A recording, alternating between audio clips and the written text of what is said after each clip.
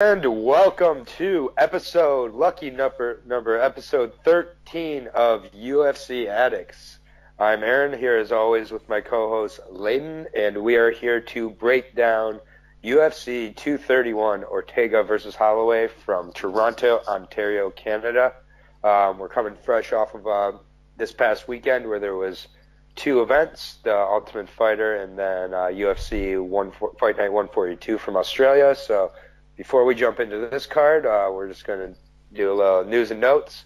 Don't worry, everybody. My not picking main event streak is upheld. I was wrong on RDA and Tai Tuivasa this weekend. I know. What was I thinking? I don't know. But anyways, here's my co-host, Leyton. What up, buddy? What's up?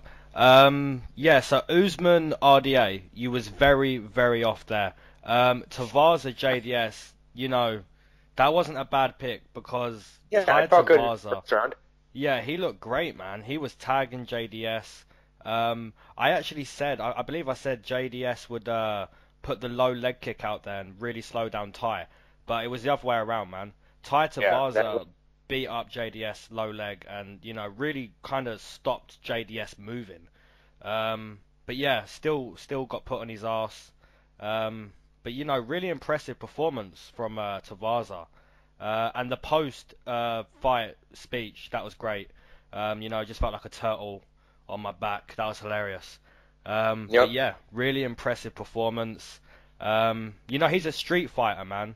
So, to say he got in the octagon with JDS and actually tagged him up, impressive, man. Impressive. But RDA, that kind of went how everybody expected it to go. I was pretty happy. One thing I'll say is I was happy with Dana White's response to Usman. I was a little bit in the back of my mind after the fight thinking he was going to just go, wasn't a finish, therefore crossing my arms, 5 rounds, can't have a good fight if it's a decision, which I just disagree with completely as the promoter, you selling that idea. I think there's plenty of fights where the best performance of the night hasn't been a decision. Or has been a decision, I should say. But, RDA, I don't really know where he goes. I'm sure he's hoping that 165 division opens up. That seems like where he's supposed to be at this point in his career. But, I really liked how he looked leading up to the fight. I thought he looked in good shape. I thought he was going to be a lot quicker and a little more aggressive on the feet than he ended up being. This, I will say with Usman, most fights I seem to be very impressed with his control, his power, but not kind of his danger. Like his strikes don't.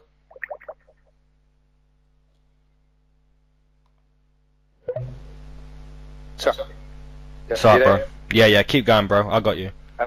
They seem to be dangerous in, So with regards to Usman, I don't think that, he is dangerous with regards to your win-loss record, but his punches just don't seem to be anywhere close to putting anybody out.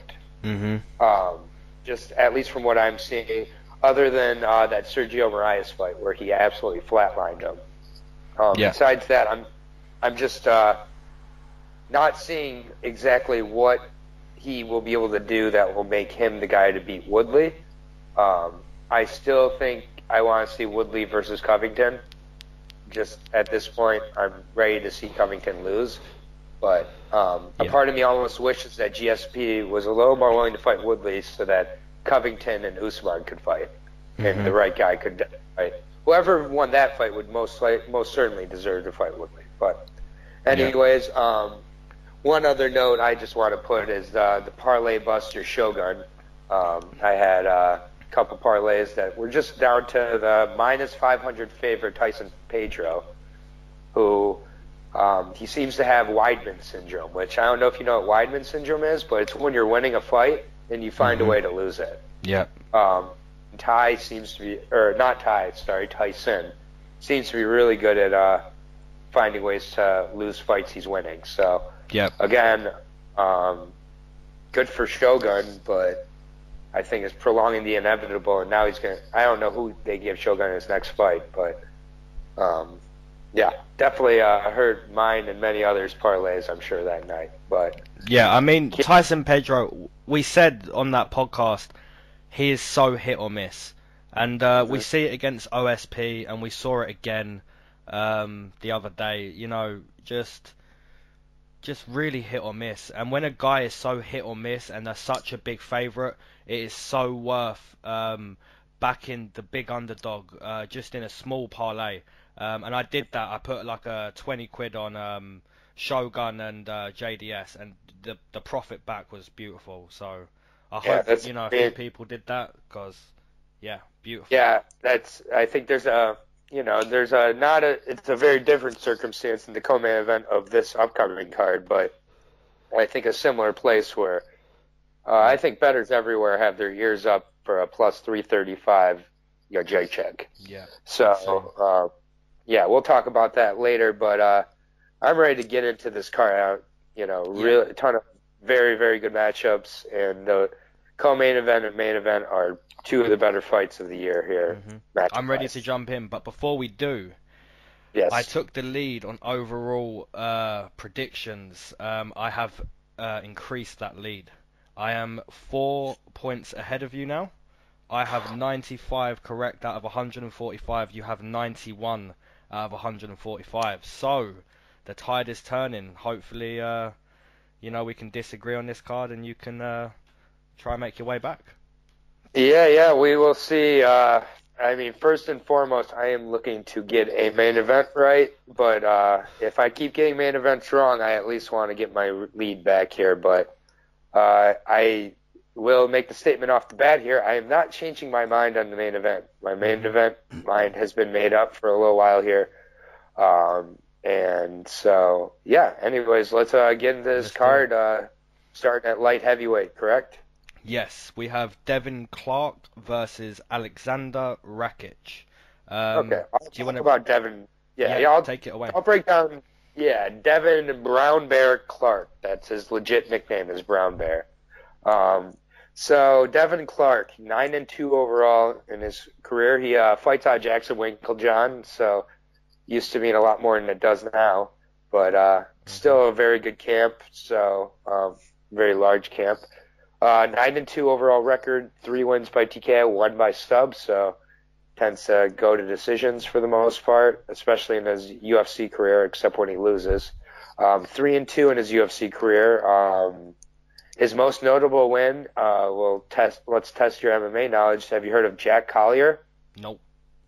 Well, that's his most notable win on his career. So of his 3-2 wins, that was the one I recognized the most. So he lost to Alex Nicholson, who's since been cut. He got KO'd by Alex Nicholson. And he lost by rear naked choke to Jan Blachowicz. So no shame in that matchup. Not sure why Jan was ever fighting someone like Devin Clark. He's pretty average light heavyweight from what I've been able to see. He looks to wrestle, uses his striking just to set up his position for the most part. From what I can see, he seems a little undersized too, so I really don't think he's going to look to deviate from the usual kind of pawn wrestle plan that he's used, especially against a guy like Rakic. And I definitely have Rakic getting the finish. I think he'll get the finish within the first 2 rounds. I'm putting a second round TKO for Rakic. I believe that's how you say his name, but you'll let me know. I think this is I know I say this kind of once every card, but I think this is one of those showcase fights. I think Devin Brown is being put in here to lose and get finished by a pretty big guy in Rakic who looks like he's fought at heavyweight before. I mean, he looks huge, so looking forward to seeing him back in there after his last fight. So Rakic, second round TKO. Nice. Okay, so we have Alexander Rakic. He comes into this fight 2-0 inside the UFC. Previously fighting on 2 European cards, Rotterdam and Hamburg. I was at his last fight in Hamburg, and he fought Justin Ledet. I believe he was like a slight underdog, or it was evens. And I was surprised with that, because his performance... Was that at 205 or heavyweight? 205, I believe. So Justin Ledet was cutting down then? Yes, I believe so. Okay. But yeah, really nice performance. He took a lot of ground and pound, Justin Ledet. That ended up being a decision win for Rakic. But yeah, Rakic looked really good in there. His wrestling looked good. Some of the punches he caught Ledet with were just beautiful. His kicks, everything looked really nice. Devin Clark, I was at his last fight as well, and that was in New York. I believe that was against Mike Rodriguez. And yeah, Clark got that win. He was an underdog. But yeah, like you said, he just that night he just wrestled, set it up with a few punches, and pretty much wrestled and held him against the cage for 15 minutes. Can he do that against Rakic? It's hard to say. I haven't seen too much from Rakic. I was at his last fight, like I said. He's looked good in the UFC so far, but yeah, I don't know if Devin Clark can do that, because Rakic, has good wrestling as well. So yeah, I'm gonna take Rakic, but I'm not gonna take a finish. I'm gonna take a decision. So yeah. Okay. Yeah, I believe Rakic in that fight against Ledet, like, wasn't it like 30-24 on a couple cards? Yeah, it was dominant. It was very dominant. Or 30-20. Yeah, either way, he did a lot of talking in his native tongue to Ledet, who was just getting punished from the bottom. So early on, it's been hard to kind of find odds for this fight still. But what I'm seeing as of now is a slight favorite for Alexander Rakic. So minus 127 is what it opened at least. Not sure what it currently is at, but that's what I'm seeing it at. I would imagine he'll be a little heavier favorite by fight night. Mm-hmm. Yeah. So yeah, not much more to say about that fight. I think I really, if it is a decision, I think it'll be dominant, but I just don't see Devin Clark having too much for Rakic in this fight. Yeah, completely agree. Okay, so moving on to Diego Ferreira versus Jesse Ronson, and I'll be breaking down Diego. Okay, so he comes into this fight with a record of, what is his record? 13-2. 13-2. In his last fight, pretty impressive. I believe he dropped Jared Gordon. Yep. Slight underdog, I believe Diego was that night as well. Yeah, I don't really know what to say about Diego. In his last fight he looked good. Stuffed a few takedowns. Stand up looked pretty crisp. I'm more concerned with Jesse Ronson, to be honest. Yeah, he's got 3 losses to Michel Praceres, Francis Trinaldo, and Kevin Lee, and they were all split losses. And I believe that was inside the UFC, and that's what got him cut. So just imagine if that guy got those 3 split wins. He would have had a far different path these last 4 or 5 years spent outside the UFC. But yeah, he's making his return on very short notice, and yeah, Diego Ferreira looked really nice in his last fight. So I'll stick with momentum here, and obviously Jesse Ronson's been very unlucky in the UFC before. So yeah, he's fighting in Canada, his hometown, home place. So best of luck to him, but I'll stick with Diego Ferreira here via decision. Most likely a close decision, but yeah. Fair enough. Yeah, Jesse Ronson, 20. He's 20-8. He has fought the UFC before, as you said, and definitely was on the short end of several pretty tough split losses there. And yeah, I mean, there's not really too much of note about the guy. He's a decent wrestler, decent stand-up, but I mean, particularly the fight I'm most familiar with him from is the Kevin Lee fight, and that was not a split decision. I mean, I know they may have scored it that way, but Lee was able to really dominate him with his wrestling pretty much throughout that fight. So I have been impressed with Diego Ferreira from what I've seen in the UFC, for sure. So I mean, I think that he's just being kind of brought in here to, again, because they needed someone on short notice, and I don't think he quite has the skills. He's not that much bigger than Carlos Diego Ferreira, Ferreira's a pretty small lightweight as well at 5'9", but Ronson's only 5'10". And one of the more famous things about Ronson I know is that he had a sex injury for a broken dick at one point. So, I did not know that. Yes, he did have to go to the hospital for that. I believe that was before his first stint in the UFC.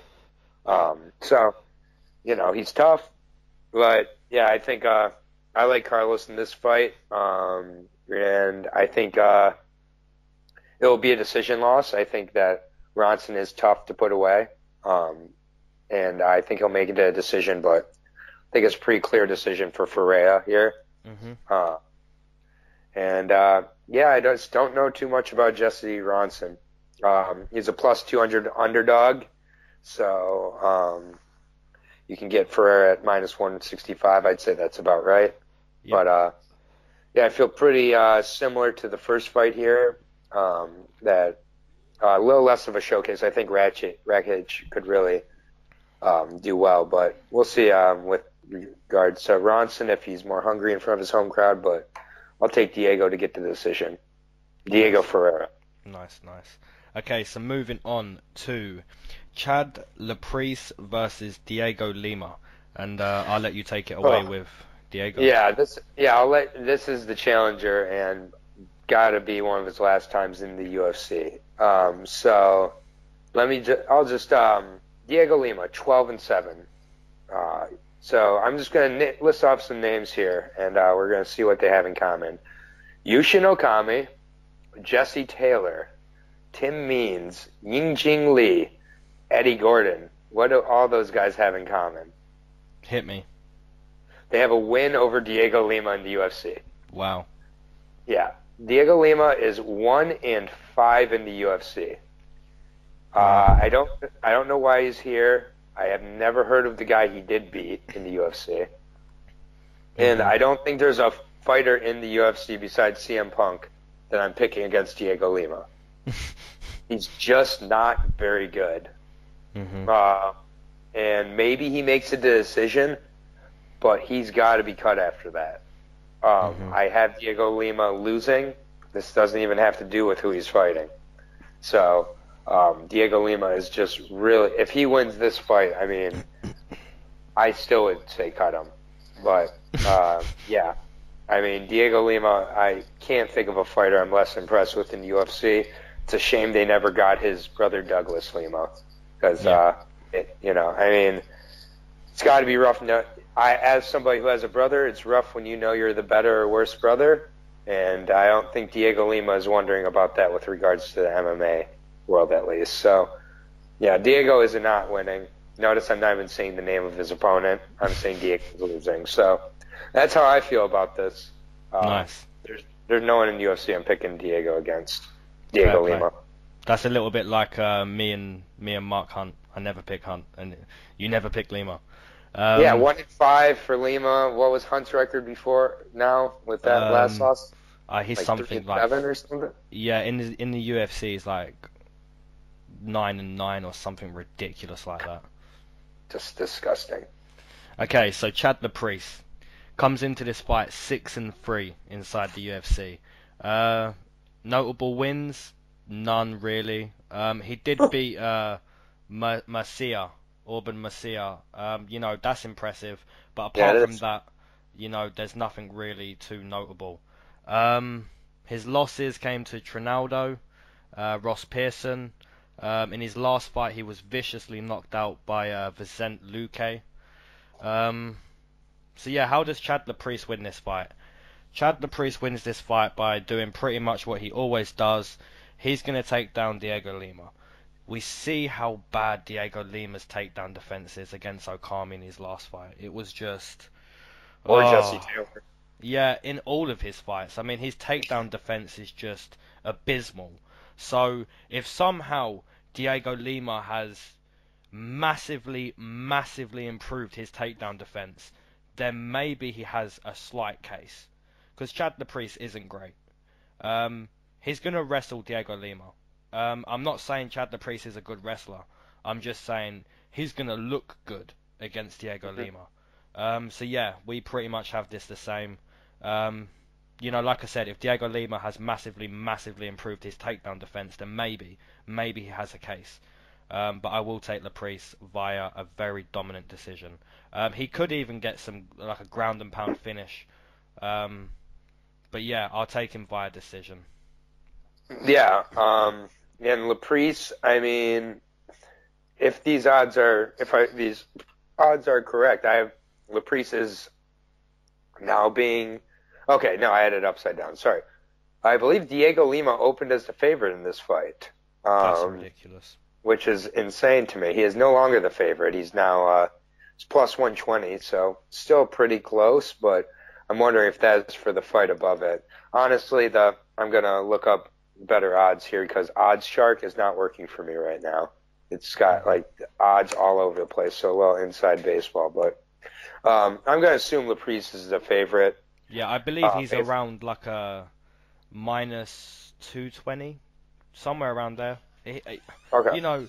It kind of makes sense, but at the same time, if Diego Lima has improved that takedown defense to a point where Chad Laprise is struggling, that minus 200 really shouldn't be a minus 200. Yeah, he's Lima's a plus 260, so Chad Laprise I have at minus 330. Oh wow, okay, so there you go. Yeah, so I think that's more of an indictment on Diego Lima. So I have the odds correct for the Diego Ferreira Jesse Ronson fight. Opened at plus 290 for Ronson. He's now plus 275. Diego Ferreira is a minus 350 favorite. Wow. So, yeah. And Devin Clark Rakic is a minus 550 favorite now. Wow. And plus, those are big favorites, man. Yeah, these are according to Bet DSI. So yeah, I mean all three of those fights sound like showcase fights by the looks of those odds. Mm-hmm. So I for the most part agree with those odds though. I really just I think these first few fights there's a very good opportunity for one fighter to look particularly good. So we'll see. We'll see, but. Yeah, Diego, I think, unless he wins very, very impressively, should be on the chopping block, in my opinion. Yeah, I agree. Okay, so moving on to the last fight of the Fight Pass prelims, which is Brad Superman Katona versus Matthew Lopez. I'll be breaking down Matthew Lopez. Okay, so he comes into this fight 2-3 inside the UFC. Not really any impressive wins. He has got a finish over Johnny Eduardo, which ain't too bad. He's on a 2-loss streak, losing to a Suncell, which, no shame there. And he got beat in his last fight to Alejandro Perez. In that fight, we basically just saw Matthew Lopez become completely gassed in round 2. Yep.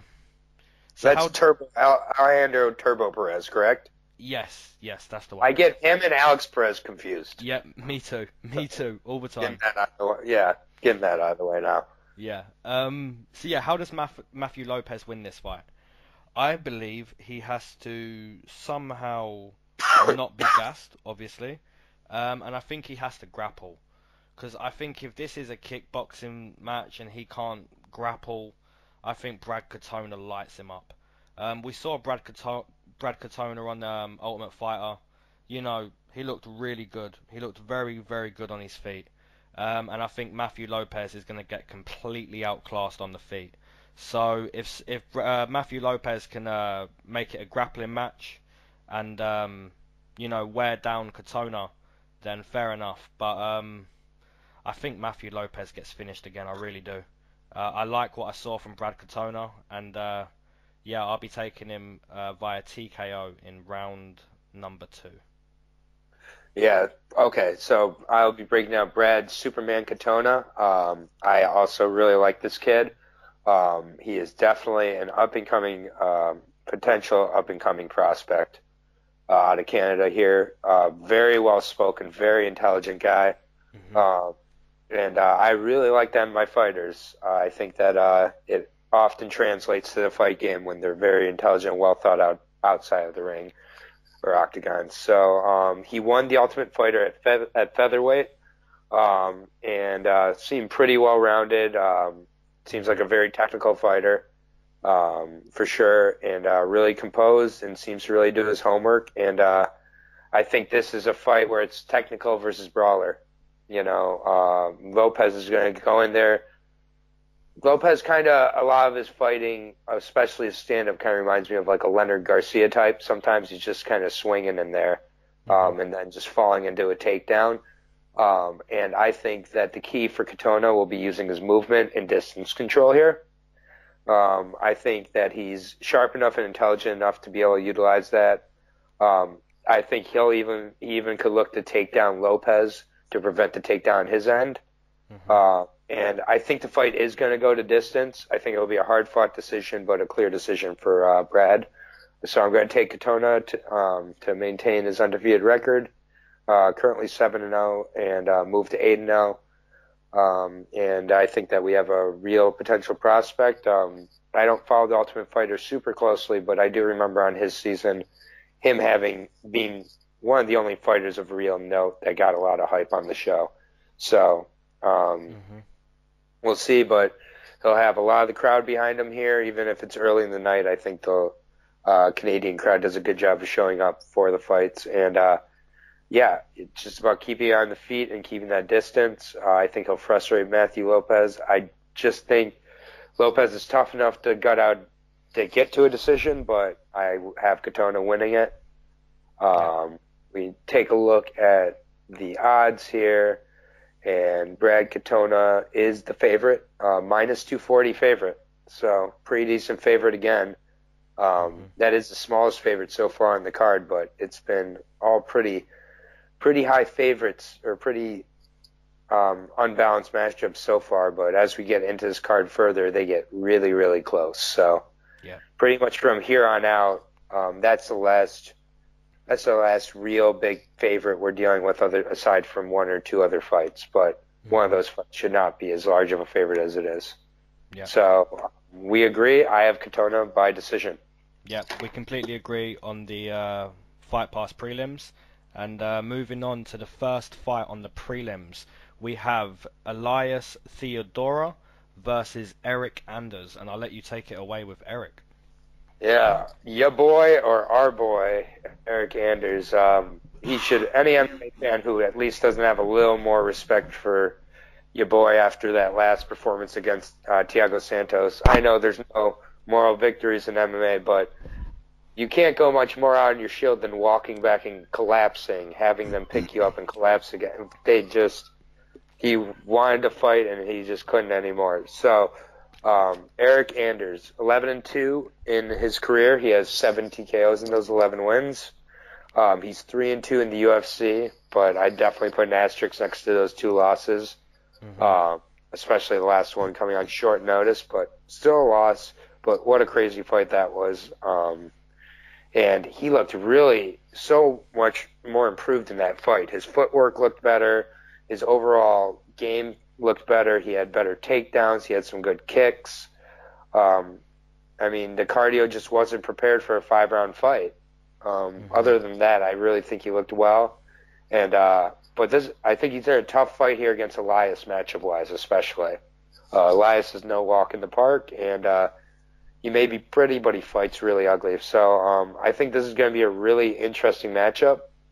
I think Anders may be the stronger and quicker guy, but I think that Elias is going to look to get this into a clinch and keep it really close, possibly try to take down Anders and wear him down. I'm going to take Eric Anders still, though. And I'm actually going with another decision here. I've been on a little bit of a decision train here for a few of these first fights, but I think Eric Anders could, very well win the first few, and I could see Elias taking the third and it being a close decision, but I'll take Anders to keep it going here in a tough matchup for him. I think matchup-wise, this is a tough one for Anders, but I think skill-wise, he's just the better fighter. Nice.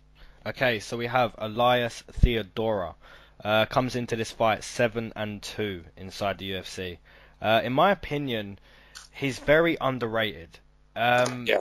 You know, he has wins over Sam Alvey, Cesar Ferreira, Daniel Kelly.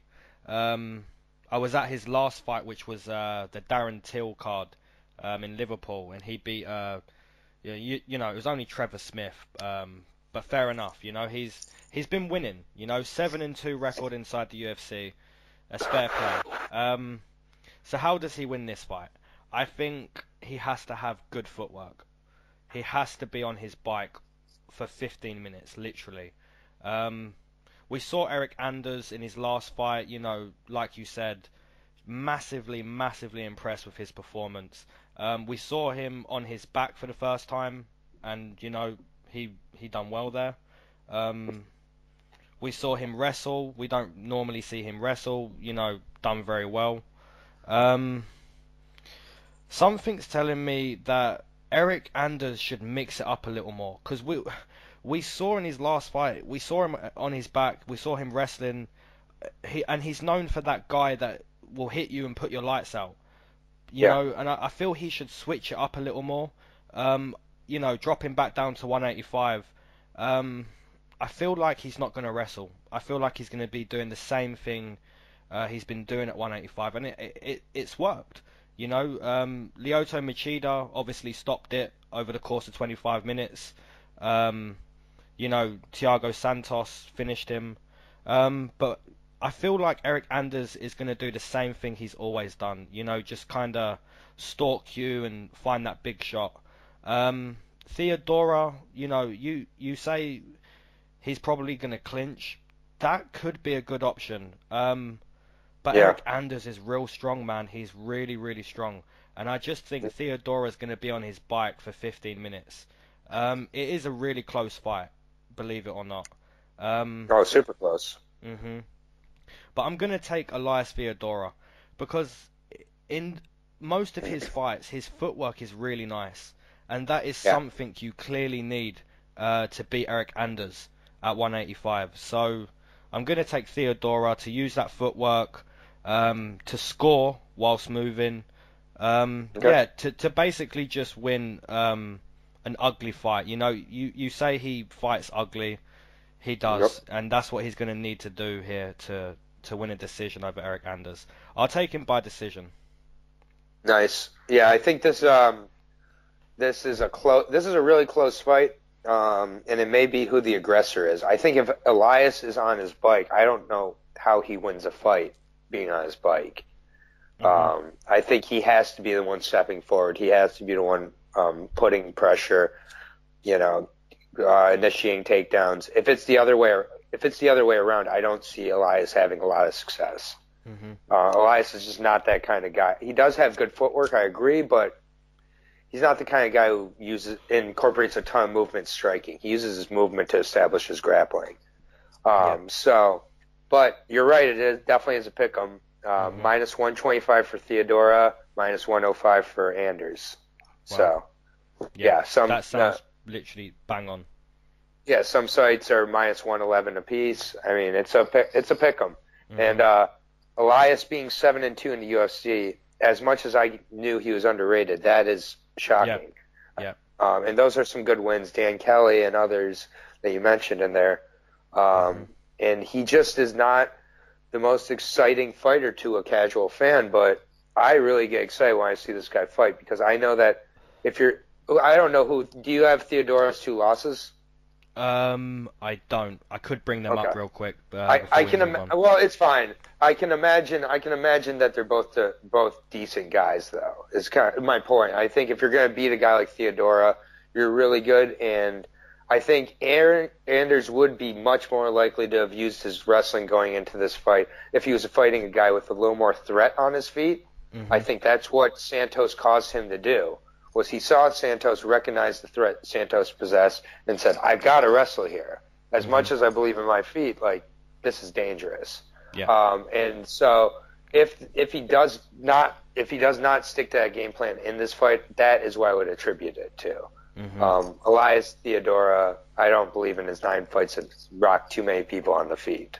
No. So, but he definitely, I think this is going to be a really good fight. May not be the most entertaining though, depending on how it goes. But we never know. I'm looking forward to it. It's a great matchup. So yeah, it's finally, a really nice start to the prelims. And those two I like losses, that we have a disagreement. So, yeah, that's a nice way to start the prelims. Those 2 losses, Thiago Santos and Brad Tavares. So exactly, there really was case in point, they were probably both decisions, I believe. I know Tavares was. So this is a good fight, and Theodorou also was an Ultimate Fighter winner. I mean, this guy's done a lot, and he's an Invicta ring card boy. So, the guy does it all, inside and outside the cage. He looks like Jesus, man. Okay, so moving on to... Maybe he looks like your Jesus. Okay, moving on. Caitlin Blonde Fighter Chookaigen versus Jessica Evil Eye. I'll be breaking down Chookaigen. She comes into this fight 4-1 inside the UFC. Wins over Lauren Murphy, Aldana Barella, and Alex Davis. Decent wins there. I was at her fight against Barella in North Carolina, and just impressed, massively impressed. I'm always impressed though when I watch Caitlin Chookaigen. Her kickboxing is just brilliant. Jessica I will be stronger. She will have better grappling. I feel Caitlin Chookaigen needs to not be taken down here. If she can stand for the majority of the fight, I see a clear decision win. I feel if Jessica I makes it like a dirty fight up against the fence, shooting all the time for the takedown, it could become quite foggy for the judges to score this one. But I think Chookaigen on the feet, if she can keep it at distance, I feel she's going to score so much more than Jessica I. I believe Jessica I is like 1 win out of the last 5 as well. Having said that, she did look good in her last fight at 125, just dropping down from 135. But yeah, this is another close fight. It really is. But I like Chookaigen. I like her footwork. I like her kicks. If she can stop the takedown and not get clinched too much, I like her for a clear decision win. So I'll take Chookaigen via decision. All right. I will be breaking down Jessica Evil Eye. She is 13-6 in her career, 3-5-1 in the UFC. So she had a pretty rough start to her UFC career, fighting at bantamweight. Against pretty much some of the toughest, and would state on pretty regular occasion how it wasn't her natural weight class. She lost to pretty much the who's who at 135, but she never beat anybody really at 135. She does have 2 wins at flyweight since dropping down, beating Kalinda Ferreira and by split decision, and Jessica Rose Clark, by far her best performance in the UFC so far to date. This is definitely a big fight for this division, and the winner of this fight, especially if Chookaigen wins, I think has to be in the conversation for a title shot afterwards. The key for Chookaigen is to stay busy, I think, here, and keep it from going to the ground or being kind of dirty. But if she stays busy, I see Chookaigen getting a pretty clear decision. I think the only thing she has to worry about is Jessica just shooting and trying for takedowns and making it kind of a ugly fight. I've just not been that impressed by Jessica. I'm not really sure what she's great at, if she's great at anything. And Chookaigen is very good at ki-eyeing and stand-up. So expect a lot of ha, ha, ha, and stand-up when, because you got to breathe out in order to strike properly. Only one gender seems to do that, but whatever. I mean, just imagine seeing Anderson Silva in his prime going, whoo, whoo, whoo, Like, it's just no. He'll remember to breathe without doing that. So, just look for Chicanian's Kias in this fight. If she's Kiaing a lot, she's winning. If it's a quiet fight, Jessica wins. So, for our viewers who maybe have trouble seeing, you rely on the noise of the fight to determine who wins. If you're not hearing Kias, Jessica has got the win. Yeah. You heard it here first, and probably only here. That's the kind of breakdowns you can get here on UFC Addicts that you're not going to get elsewhere. So go elsewhere if you want the really, really technical stuff. I'll tell you right now, if you don't hear Kias in that fight, Jessica I won. Mm-hmm. Yep. Nice. And what are the odds for this? I'll take Chicanian for decision. The odds are Jessica I opened at plus 155. She's now it's pretty much stayed the same. So plus 155 for Jessica, minus 175 for Miss Chookaigen. Mm-hmm. So that sounds about right. Favorite. I'd say that's right on. I'd say for the most part, I'm agreeing with the odds. And like I said, these are kind of the closer fights in the card here from here on out. So, yeah, we both picked the favorite here. We still just have the one disagreement in the pick'em fight between Anders and Theodorou. But we'll see moving on here and what gets down. But, yeah, that's pretty much all I got to say about that fight at 125. Yeah, nice. Winner of the fight is pretty relevant, though. Mm-hmm. Okay, so moving on to Olivera Mercier versus Gilbert Burns. I'll be breaking down Mercier. Comes into this fight 7-3 inside the UFC. Most impressive wins coming over Drew Dober, Tony Martin, and I was at his last win, which was in New York against Evan Dunham, where he just basically came out and starched Dunham within, like, it was seconds. It was seconds, man. And that was literally one of the quickest bets I've won ever. That was lovely. So yeah, in his last fight against Alex Hernandez, you know, I was a little disappointed, but at the same time, we've seen now how good Alex Hernandez really is. You know, beautiful debut, that kid, and to go 15 minutes with Mercier and tire Mercier out, you know, that's impressive. But yeah, Mercier, you know, has good jiu-jitsu. His wrestling's pretty decent. Stand-up is definitely there as well. You know, the gas tank, like I said in my last fight, wasn't great, but it's Alex Hernandez, man, and that kid's a beast. Yeah. So yeah, how do I see this one going? It's a tough one, man. It's real tough. Burns recently got knocked out by Dan Hooker, I believe, and that was a vicious KO, and that wasn't too long ago. And Mercier's been, you know, pretty impressive his whole career inside the UFC. So this is really a pick'em, because both these guys are pretty good. I just think the wrestling is going to be the difference here. I think Mercier has more tools than Burns. I know Burns is good on the floor as well, but I just, you know, Mercier, he's quite a bit taller. He's more rangy. I feel like he's going to have an easier time in this fight than Burns. It's a tough one, but I'll take Mercier to find a submission in round number 2. Wow. Okay. I will be breaking down Gilbert Torino Burns. Well, I said that I'm not going back and forth on the main event. This is a fight I am going back and forth in. Mm-hmm. This is a really good matchup, though. I love this matchup. 12-3 Gilbert Burns is in his career with 5 TKOs and 7 subs. I think he's gotten quite a few of those TKOs since entering the octagon as well. He seems to be one of these BJJ guys who's starting to really love his stand-up. I call it Jorge Gurgel disorder, which if you don't know who Jorge Gurgel is, go ahead and look him up. Gurgel.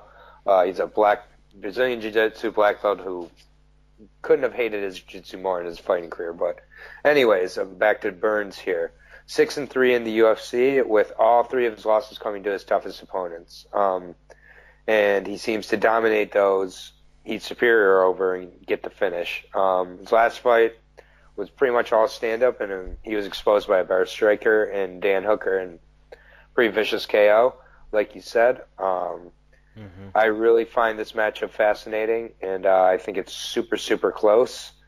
I think that it will come down to Burns and his aggression, which I think a few times in Mercier's career in the UFC, he's shown that's where he may have a little bit of a struggle, where he is not the guy controlling the octagon and pressing the pace.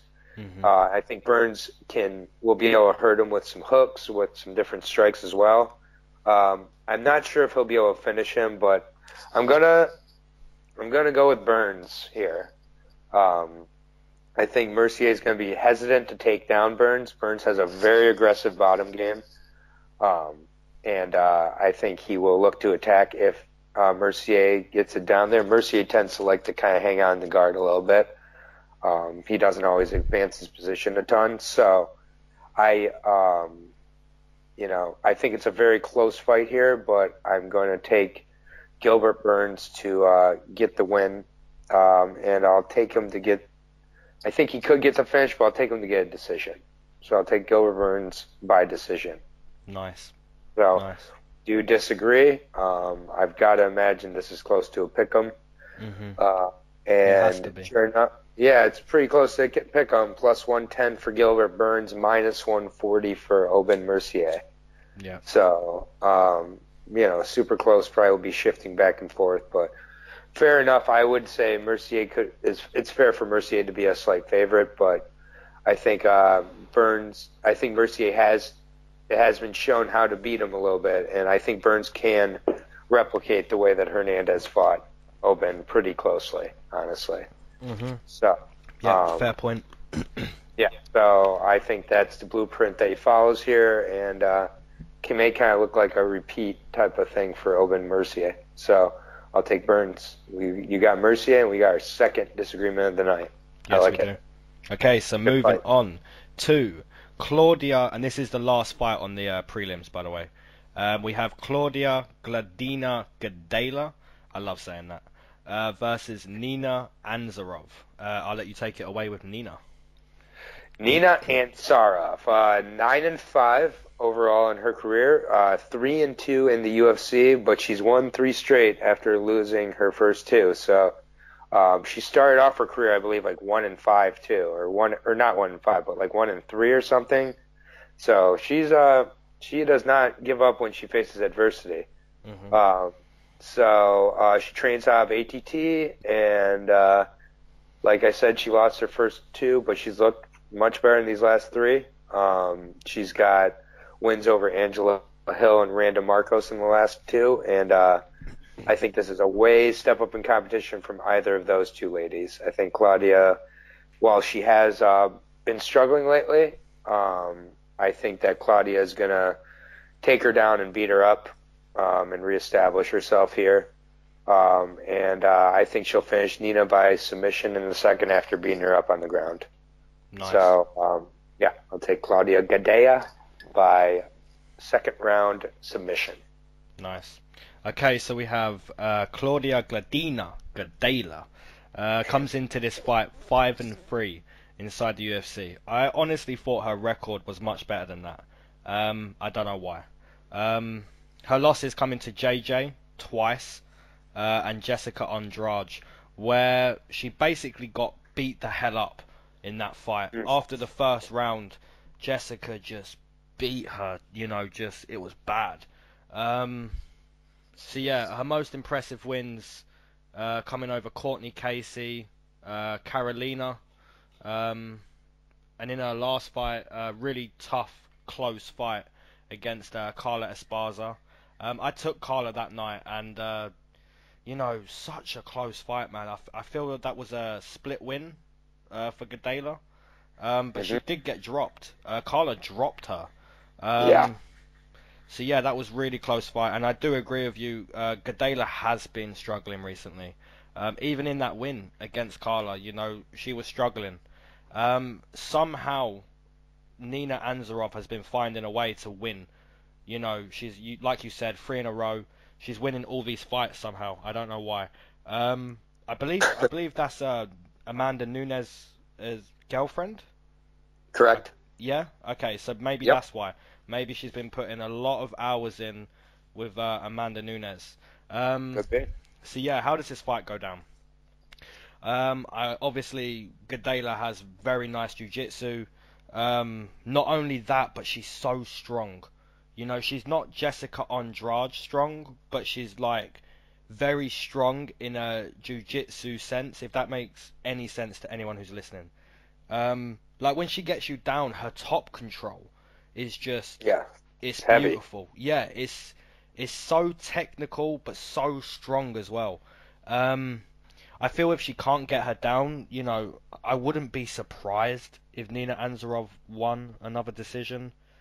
She's finding a way to get these wins, and it's pretty much being on her bike at times and connecting and pressing the opponent at times and connecting.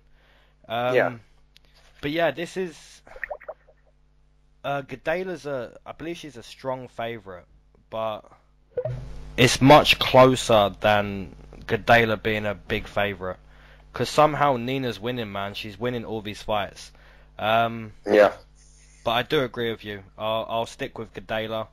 I'll take her by decision. I'm taking a lot of decisions on this card. A lot of close fights. Yeah, for real. But yeah, I'll stick with Gadela via decision. But I wouldn't be surprised if Nina won. Yeah, I would be, just based on the level of the two competition, the level the two have fought. I think Nina would have gotten steamrolled by Carla Esparza also. So I think she wouldn't have gotten up if she faced Carla. So we'll see. Claudia is a minus 300 favorite, so maybe you're not feeling this one to bet on. But yeah, Nina coming back at plus 245, so decent underdog, but I wouldn't argue with those. I'd say maybe they're heavy by 50 or so. Maybe it should be like plus 250 or minus 250, but I can live with that 305 too. I see Gadea looking to get a finish here. She's not satisfied from that last performance, and it's a real crossroad fight for her. This fight, she'll move up to 125. So that may be better for her, but we'll see. I don't think she loses. I've honestly been waiting for that for some time, for her to move up to 125, because I honestly believe she is a legit contender there, like straight off the bat. Right, and I think maybe win or loss, she may be heading that direction. We'll see, but definitely with the loss, we'll see her. But I don't see her losing here, so we're gonna get back on the agreement train here. I'd love for you to pick Ansirof, since you wouldn't be surprised about it, but I guess you're gonna go with I guess whatever. It is what it is. We gotta take Gadela there, man. We have to. But I wouldn't be surprised. But yeah, we have to stick there. I agree. Okay, so moving on to the start of the main card, and what a fight we have to get it going. We have Jimmy Poster Boy Manuwa versus Thiago Santos, and I'll be breaking down my man Jimmy. He comes into this fight 6-4 inside the UFC. Notable wins over Jan Blachowicz, OSP, Corey Anderson, where I was at that fight in London. Vicious knockout. Corey Anderson got slept hard.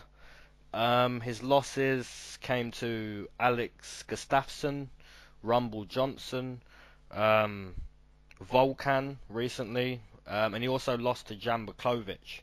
And it's actually a weird little fact for you. Jimmy Manuwa beat Jan Blachowicz in Poland. Jan is Polish. And then Jan came to London, where Jimmy is born, and Jan beat Jimmy in London. So both guys have won in each other's backyard. So they should fight on the moon. Yeah, they should fight again. So yeah, this is a great fight. Jimmy Manuwa hits hard. Thiago Santos hits very hard. My question for this is Jimmy Manuwa done? Is he done? Before the Volkan fight, he was calling for a boxing match against David Haye. So I don't know if Jimmy's just kind of trying to find that big payday, or I don't know. I don't know, man. It's weird. But since Were people that, watching it over in England? not massively, They weren't but watching here. yeah, not massively. But you know, they'd watch it because of David Haye, not Jimmy Manuwa. But yeah, you know, since he was calling for that, he's had 2 losses, and Oof. he's been tagged up in those losses. The Vulcan one, you know, badly hurt. Against Jan, you know, tagged all fight. Fair play, you know, made it to 15 minutes, but took some damage. This one, I don't see it going outside the first round. I like Thiago Santos. I like what he did to Anders. You know, fair play to Anders, fair play to both guys. But I just think Thiago Santos has looked really good. Obviously, you know, that fight against David Branch where, you know, he just got starched out of nowhere. But apart from that, Thiago Santos has looked really, really good now for some time. So, yeah, I'll take Thiago Santos to get another TKO win here. I'll make it round 1. All right. Diego Mareta Santos. I guess he's a 205er now. 19-6 overall, 11-5 in the UFC. He has got a win over Anthony Smith, Jack Hermanson, Nate Marquardt. He's coming off that 3-round war with Eric Anders, which I think that's the kind of fight that makes both guys better, and especially the victor, which he was. He's got major knockout power, and I just think this is going to just be it's going to be one exciting round. I agree with you, though, and I'm taking Santos for a first round KO. I think that they'll trade, and that Manuwa will relent eventually. I think Santos is a little quicker, a little sharper, younger, less damaged, and better rounded as well. So, yeah, I see Santos as there's a reason that this fight was supposed to happen before Anders stepped in on short notice, and there's a reason Santos was willing to wait around for it. I think he feels good about the matchup and knows he can put him away. Yep, completely agree with you there. What are the odds, Sam, for this? Yeah, we again agree, and the odds are -200 for Santos, plus 175 for Manuwa. So interesting. Interesting. You think it should be closer? I feel like, you know, those odds are right, but at the same time, if a guy like David Branch can start you out of nowhere, Jimmy Manuwa definitely can start you. I feel like it should be like a -150 upwards to like 170. Yeah, well, it opened at -225, so it's slightly shifted towards Manuwa, but not in a dramatic way yet. So okay, fair enough. We'll see. I feel pretty good about Santos in that fight. I think he's a better, younger version of Manuwa, essentially, oversimplifying. Yeah, massively agree there. Okay, right. So moving on to the second fight in the main card, we have Hakeem. I'm not even going to attempt that second name. Versus Kyle Crash Bochniak. I'll let you take it away with Crash Bochniak. Crash Bochniak, which apparently is a player on Crash Bandicoot. I'm not sold on that, though. I think he just gets called Crash because he fights like a idiot. But he's 8-3 in his career, 2-3 in the UFC. He's one of these guys who's famous for a loss, so he's famous for a loss to Zabit on short notice. It was a hell of a war, though. What a fight that was. But he lost it. Very aggressive, very entertaining, not the smartest fighter, though. And I think Hakeem can have a good chance at the win here if he withstand the fire, especially at the beginning. I think he'll run out with some sort of flying kick or something stupid like that and try to just like do the Clay Guida approach, essentially. Crash Bochniak is just a Clay Guida. That's what I see, at least. I could see Hakeem getting the finish here. I am going to take Hakeem to be more technical and Hakeem to win a decision, I think.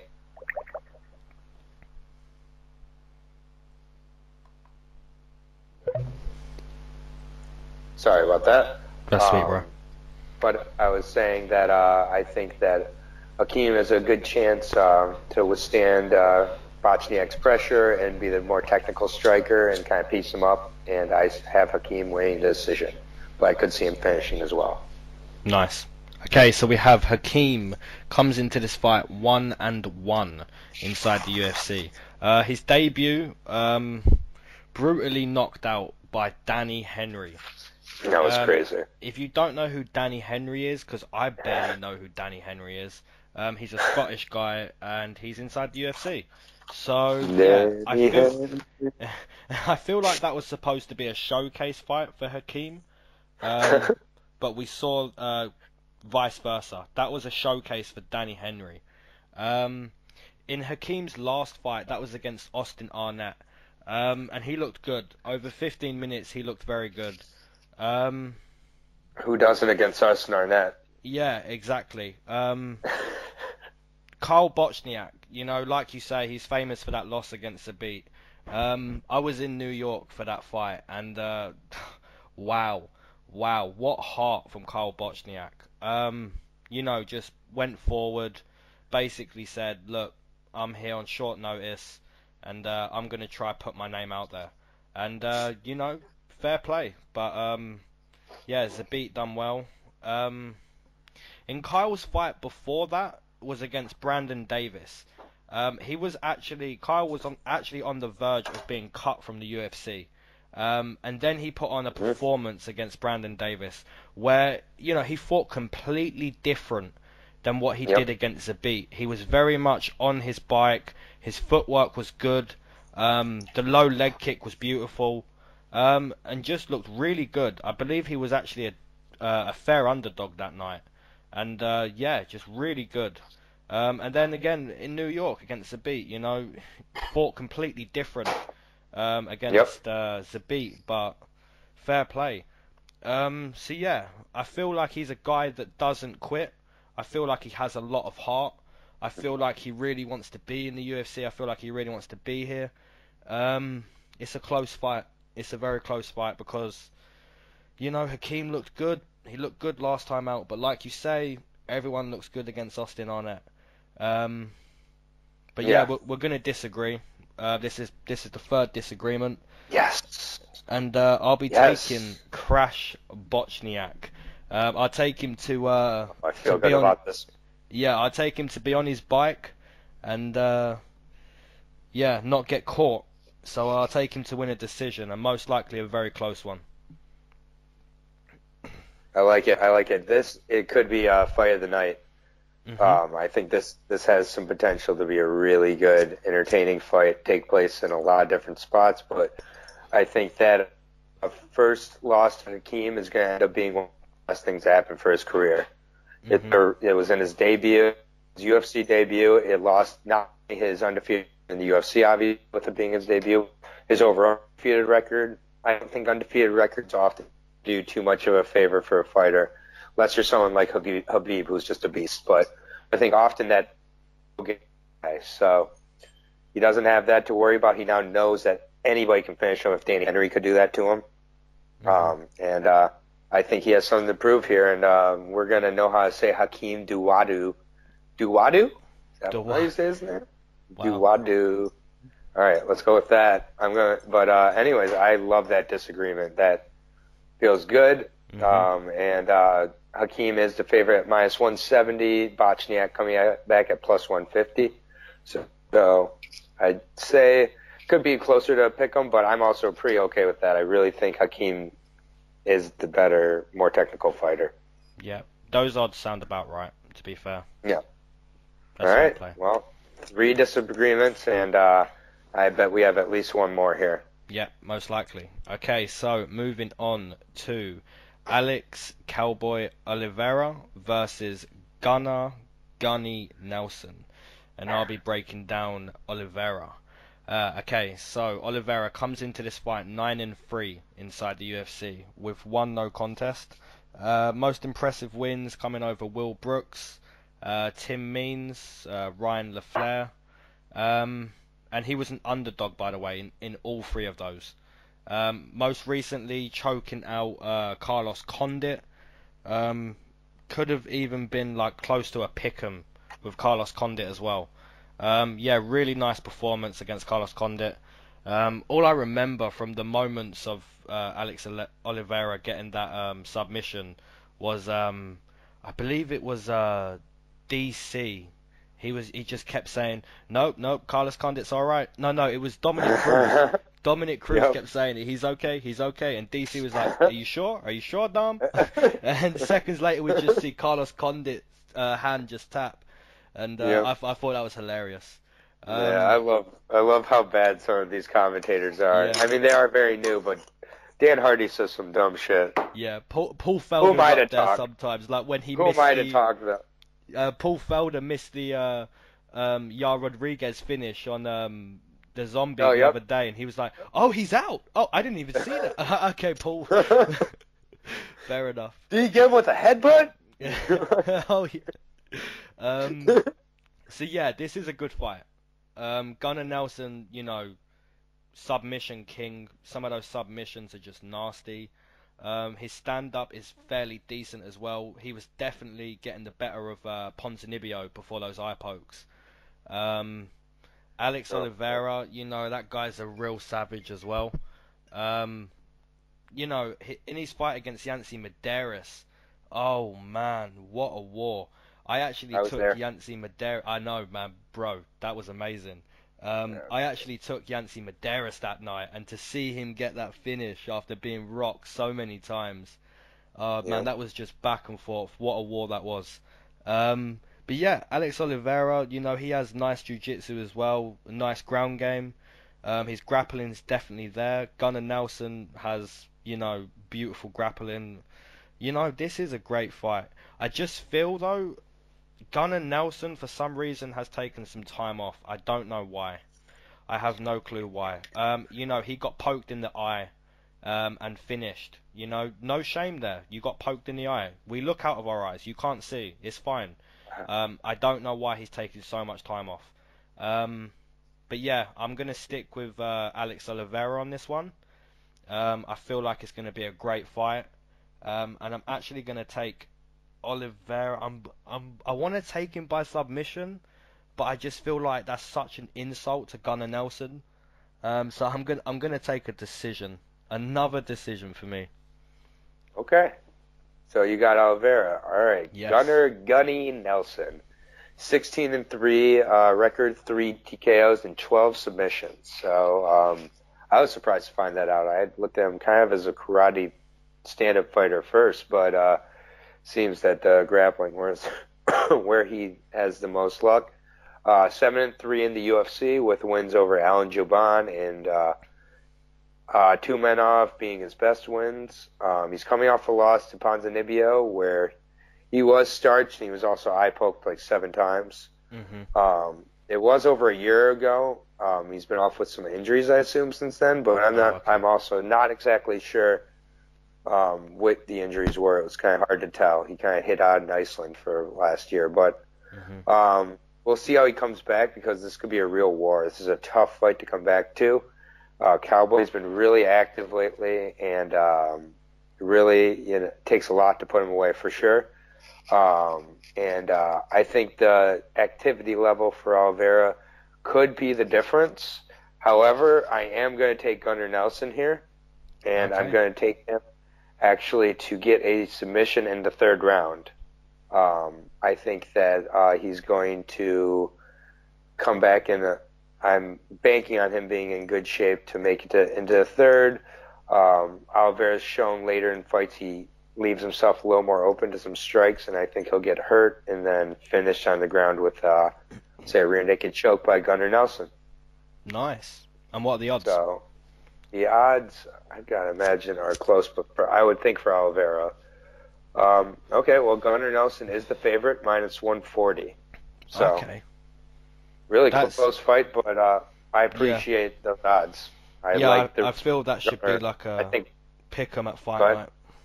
Well, yeah, it's about that, I would say, but I mean, I think with Nelson being off for over a year, I think people have forgotten how good he was. I mean, he was about he was 1 or 2 fights away from a title shot if he would have beat Ponzinibbio. Yeah. And yes, Ponzinibbio finished him, but I don't think that Olivera's striking is anywhere near Ponzinibbio's, and those were some hard eye pokes. They weren't just eye pokes. They were very well hidden eye pokes that really were effective. But yeah, I'm going to take Nelson to get a 3rd round submission finish. Nice. Okay, so moving on to a world-class fight. Co-main event, we have Valentina Bullet Shevchenko versus Joanna Jacek. I'll let you take it away with your favorite female fighter. Yep, this is my favorite female fighter, Valentina Bullet Shevchenko. So she is 15-3 overall, 4-1 record in the UFC. Well, 4-2, I should say. But whatever. I think she won at least one of those fights. She has 4 KOs and 7 subs in her 15 wins, so she's very well rounded. She's good everywhere. She's got good kickboxing, good submissions, good takedown defense. When she does get taken down, she seems to know what to do down there. Showed against Juliana Pena getting the submission win. And I really like her composure. Just get the elephant out of the room here. JJ and her have fought Muay Thai 3 times. Valentina won all 3 of those. This is MMA, so it's very mildly relevant, I guess. But it will be mentioned quite a bit, and I think explains the massive odds here. When she was getting ready to face Montano, I was obviously picking Shevchenko to absolutely run over her, have no problems. I think here it's a very close fight. And this is one where I'm including JJ because of the odds in a lot of my parlays. However, who I'm picking if it's a straight-up fight here, I'm picking Valentina. And I think that she is going to be coming down from 135. I think she'll be the stronger, not the taller, probably. I don't believe she's taller between the two of them. But I think she'll be the larger, stronger fighter here. I think that she would be wise not to make it a kickboxing fight, because I think if it goes 5 rounds and it's close, Shevchenko has shown that even if maybe I and others believe she won the fights, she has a way of looking in the judges' eyes that she hasn't always won these fights. Yes, against Holly Holm, she won the decision, but she was a lot more aggressive with her counters in that fight, and just she appeared to have won a lot more than either of the 2 fights against Nunes, even though I think at least one of those she won. So I am going to take Shevchenko. It's a super close fight. And I'm going to take Shevchenko, hoping that in the championship rounds she looks to get it to the ground. And I'm going to take her to submit Joanna Jędrzejczyk, which be the first time, I believe, in Joanna's career. But I'm going to take Shevchenko for a 4th round submission win of Joanna Jędrzejczyk. Nice. Okay, so we have JJ coming into this fight 9-2 inside the UFC. Impressive wins on her resume. She beat Claudia Gadelha, like I said earlier on, twice. She beat Carla Esparza, Carolina, Jessica Andrade, Tisha Torres most recently. She has 2 losses. She has 2 losses to the same girl. This girl has her number completely. Rose Namajunas, she lost twice. I was at that fight in New York. I witnessed that fight, and I have no clue how one judge, I believe this is correct, one judge scored it 49-46. How Rose Namajunas got given 4 rounds that night. Crazy. When I heard 49-46, I thought to myself, oh wow, yeah, Jacek's won this. But then I heard Rose Namajunas, and I just thought, what? Did I watch something that wasn't happening? But yeah, that was a really, really close fight. It was a very, very technical fight between 2 girls who are basically doing the same thing. So yeah, how does JJ win this fight? I believe that her footwork is key, obviously. I feel like she'll be faster than Valentina. Obviously, if Valentina clinches her, Joanna's going to be taken down. Valentina is definitely stronger. She's bigger. She's going to hit harder than Joanna. Yep. But I don't feel like she's going to put the same output there. I feel like Joanna's definitely going to throw more strikes. I believe the biggest mistake Joanna made against Rose last time out was Joanna should have put the low leg kick out there from the start of the round. She started to do that towards the end of the fight. I believe if she did that from the first round, it could have been much closer. Having said that, Valentina, she becomes a statue at times. She is very good. She is very, very good. But I feel like if you go back and watch Nunes Valentina too, she's looking to counter, but she becomes very statuesque, And I think Joanna's going to be all over that. I think she's going to use that calf kick. And I think she's just going to be on her bike all fight.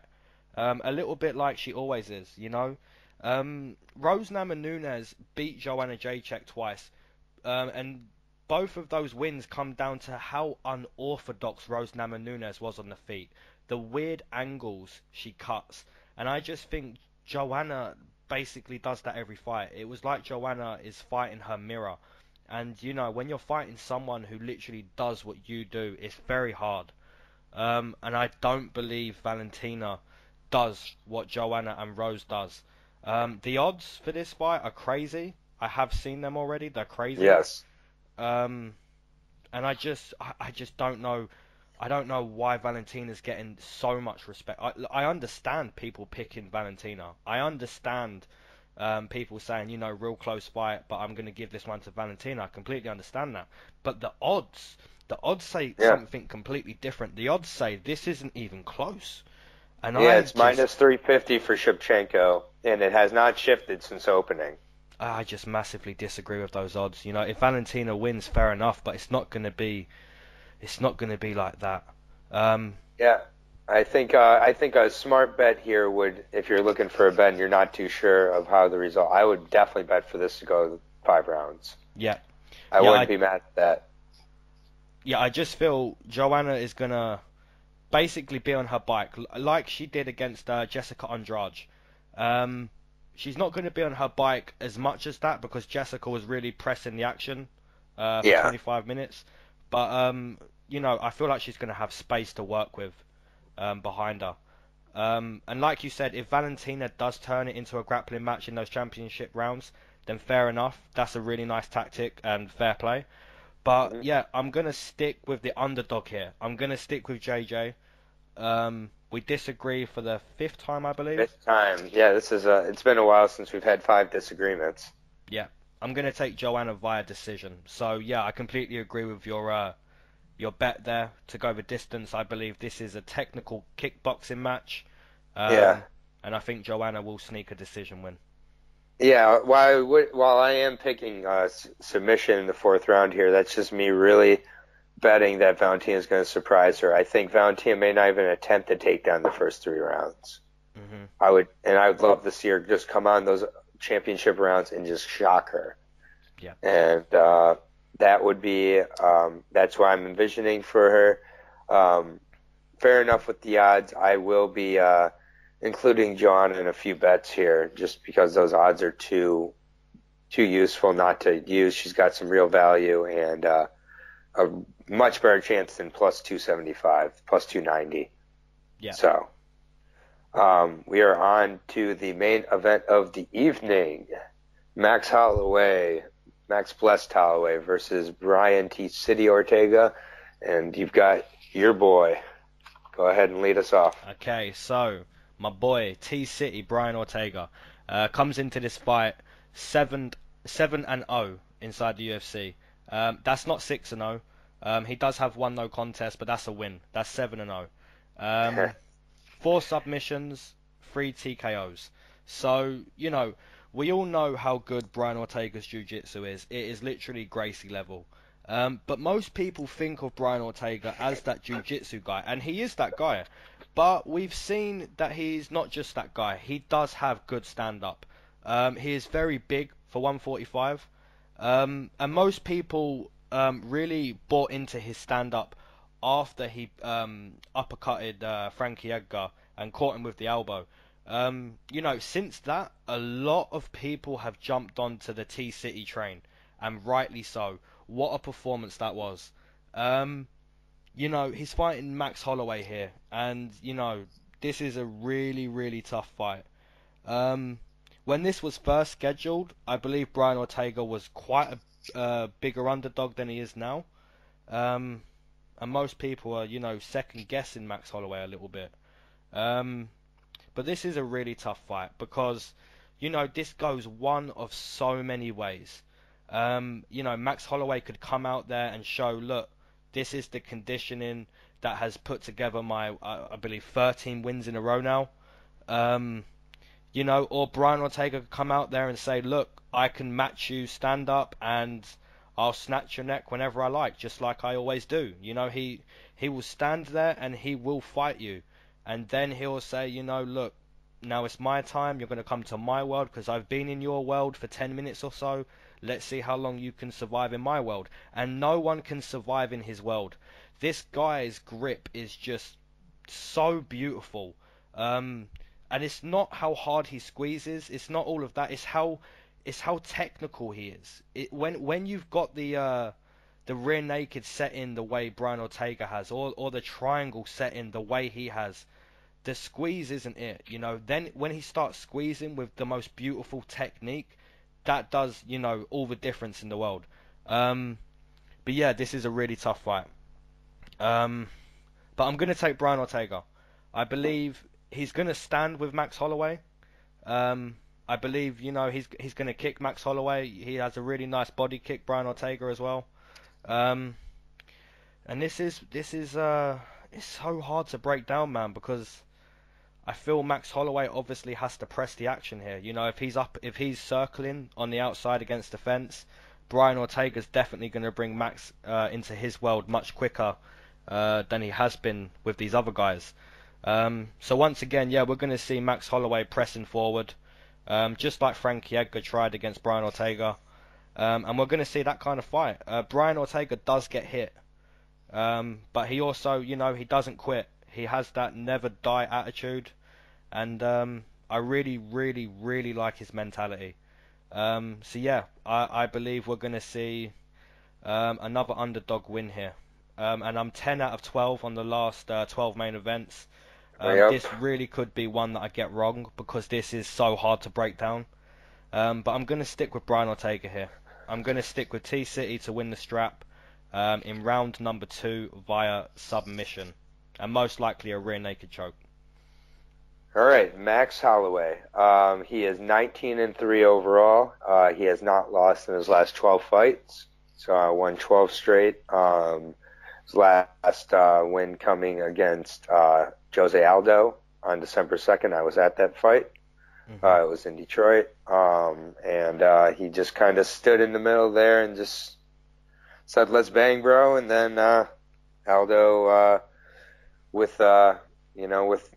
was not able to withstand the pressure and the power and the punishment, and eventually went down. So Holloway had tried to step in against Khabib, and then had the whole weird weigh-in fiasco thing.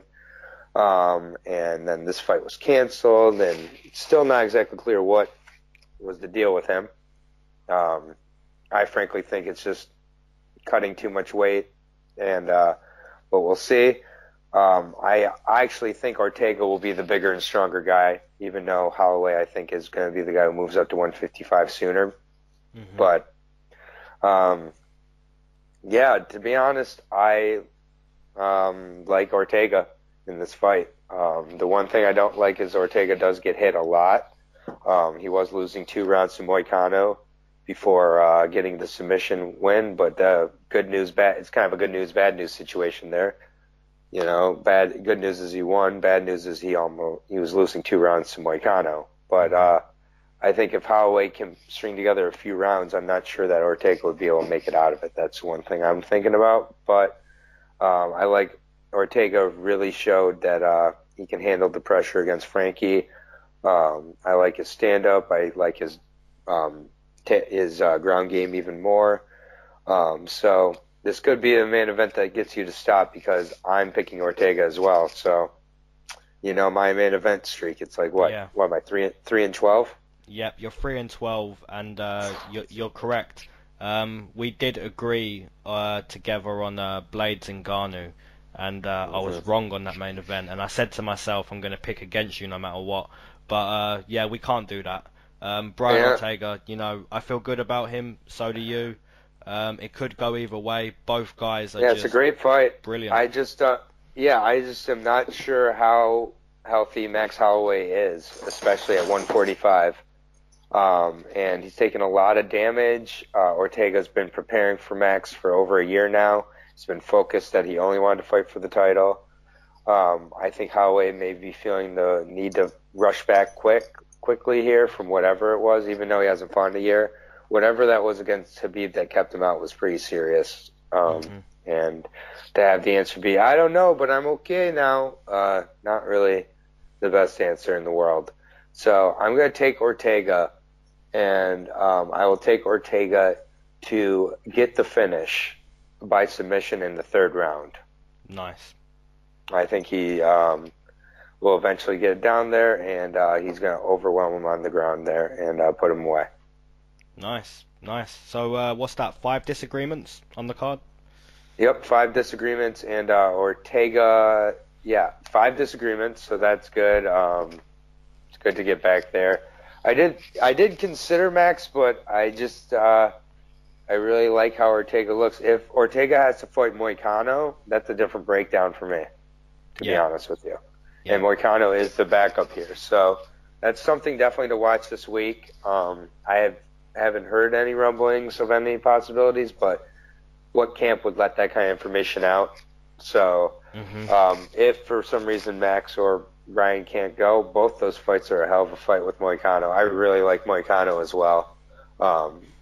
And it's too bad we don't get to see him on this card. And hopefully we don't, but if we do, I'd be okay with that. And Ortega is a -105 to Holloway's -125. So this is basically a pick 'em. Yeah, that sounds bang on, pretty much. Yeah, I'm happy with it. And I would say it's a pick 'em if we didn't have all this weird mystery stuff going with Holloway and his health. I'm not saying this, but if he all of a sudden announced before the end of the year he was retiring, it wouldn't shock me.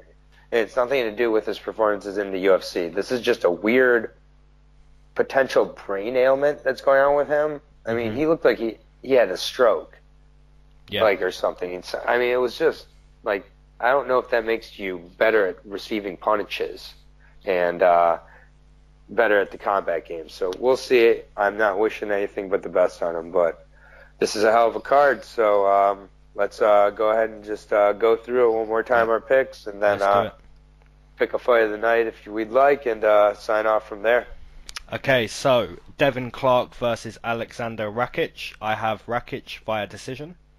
Rakic for me via first round KO. Nice.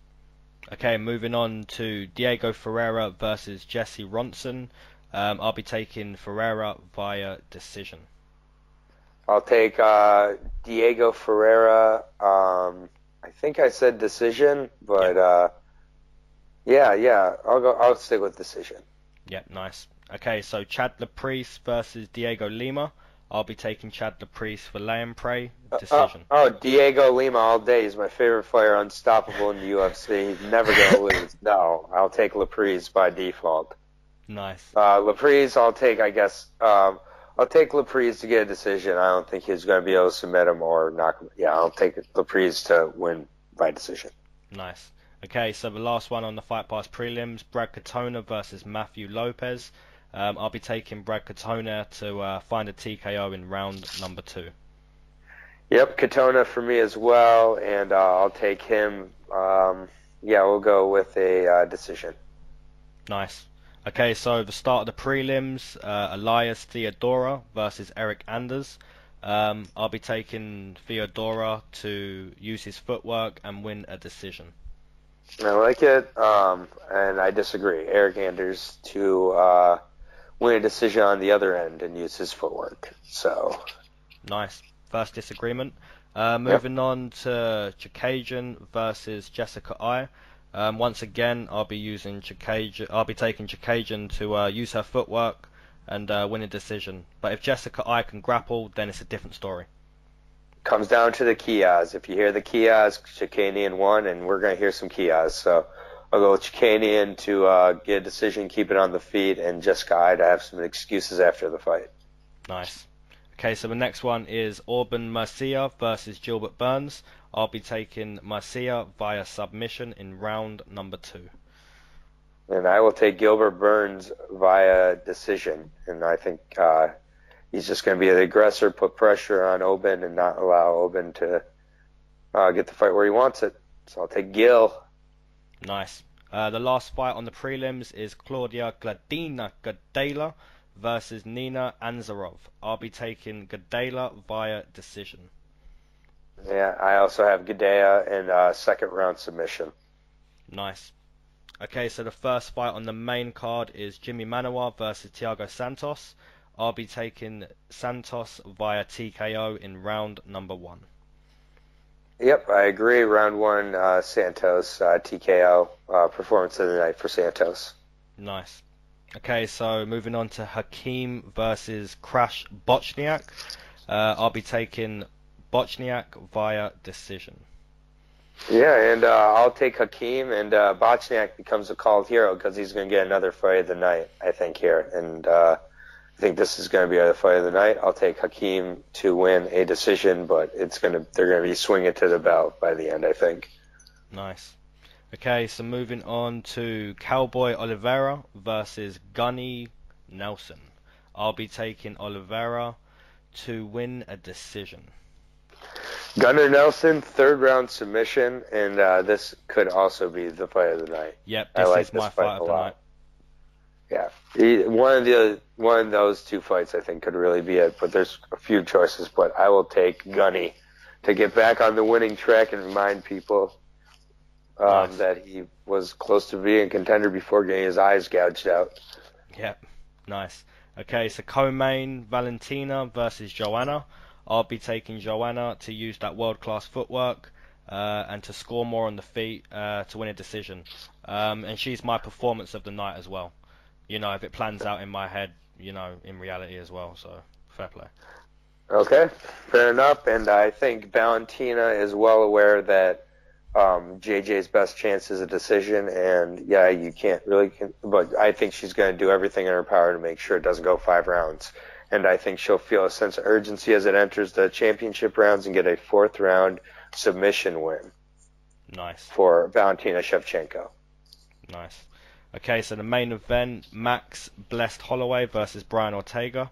I'll be taking Brian Ortega to stay undefeated and win the strap, get a submission in round number 2. Yep, and I got Ortega getting that same submission, but in round 3. So we have 5 disagreements. We agree on fight of the night, and I am really looking forward to talking some shit throughout this card to you now that we have a reason to. It's been a while since we've had this many disagreements. And just before we sign off, just a little reminder, everybody, we do take our picks serious, but we also like to have a good time here.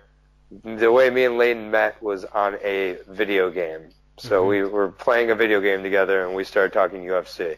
So at the end of the day, we are taking our picks serious. We both do our homework every single event, but also we're gonna have some fun at points. So if once in a while an explanation does not live up to your high expectations, we welcome the comments. We welcome discussion, of course, but sometimes the reason is I got a feeling he just has to do it. We try not to do that a lot, but sometimes that's just what it comes down to in my heart for why I make a pick. So I try to be very forthcoming with it. I try to be forthcoming that a lot of times my decision making is fluid here. But at the end of the day, we both are here to, keep doing this. We appreciate the likes, appreciate the comments, we appreciate the dislikes, we appreciate the listens in general. So if there is something that's really bothering you, or not bothering you and you're happy about, we welcome it in the comments, and we both answer every single comment. We love the discussions, and most of all, we just appreciate being able to do this, and we'll be here next week for Kevin Lee and I at Quinta. But that's all I got to say, so I'll sign off and pass over to you, Leyton. Nice. So we got 5 disagreements this week. We need those disagreements because one thing this channel does do that other prediction channels don't do, we keep our track record in the description every single video. If you look at the description right now, you'll see that we've both nearly hit 100 correct out of 145 fights. So, that percentage is pretty decent to say that, we're picking based on our MMA knowledge, but at the same time we're having fun with it. Enjoy the fights, enjoy, betting. And one thing I would like to say before I sign off, every video from now on, there's going to be parlay wins. Every win we have betting wise will be posted on our Reddit page and on this video. So for anyone who wants even more proof of our track record other than the description, we'll be posting our bet wins. So that's me until El La Cuenta, Kevin Lee. Peace. Yeah, until next week. Peace. And 2 earbuds if you're listening. You need 2 earbuds to listen. We'll say that at the end. We like to have fun here.